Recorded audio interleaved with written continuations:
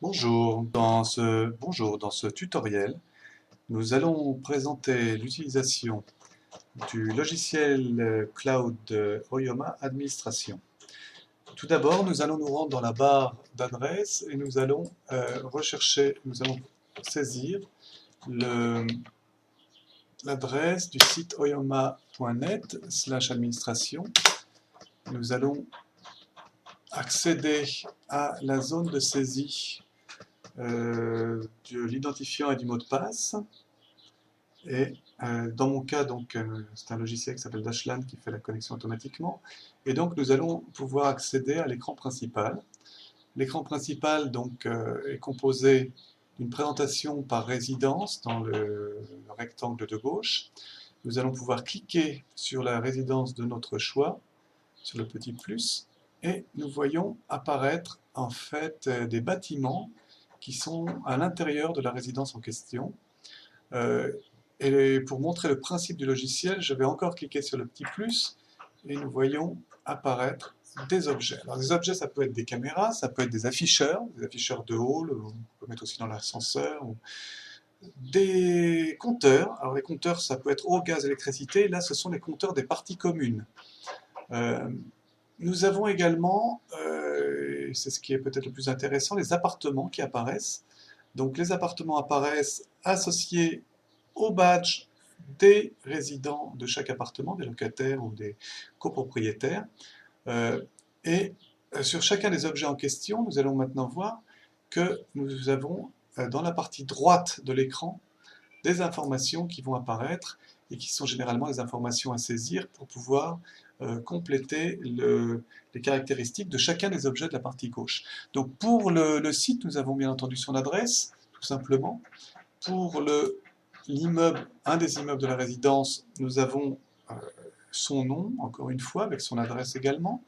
Et nous pouvons également paramétrer les différents objets qui se trouvent dans cet immeuble à travers ces boutons qui nous permettent d'accéder aux caméras, afficheurs, compteurs, voire même thermomètres, hygromètres, toutes sortes d'objets qui peuvent être rajoutés à la gestion de l'immeuble, qui concerne en fait les parties communes de l'immeuble.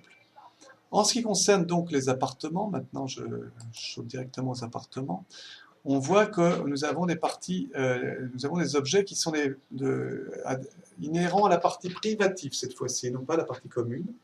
Donc l'appartement en fait qui s'appelle ici unité, alors unité pour pouvoir utiliser cette notion non seulement pour des appartements mais aussi pour des bureaux, pour des zones dans des écoles, des crèches, etc.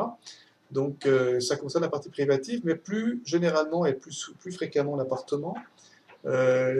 L'appartement va avoir un identifiant, excusez-moi pour cet écran. L'identifiant permet en fait de saisir des noms, on peut même mettre un deuxième nom.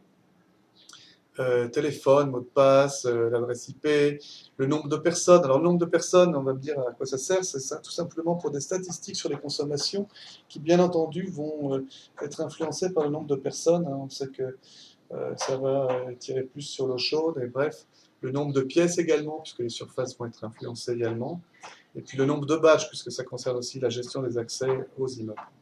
Voilà pour les appartements. Donc, si je clique par exemple sur l'écran des compteurs, on voit apparaître ici la possibilité de saisir un compteur. Je prends l'électricité, je vais pouvoir informer la nature du compteur, le prix du kilowattheure, l'identifiant, son adresse IP, le code d'accès, parce que je veux pouvoir éviter que ce compteur puisse être lu par une personne non autorisée. Enfin bref, toutes les informations relatives à ce compteur.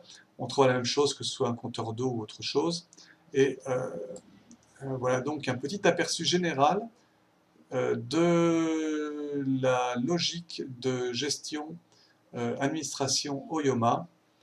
Dans un prochain tutoriel, nous allons rentrer un petit peu plus avant dans les détails.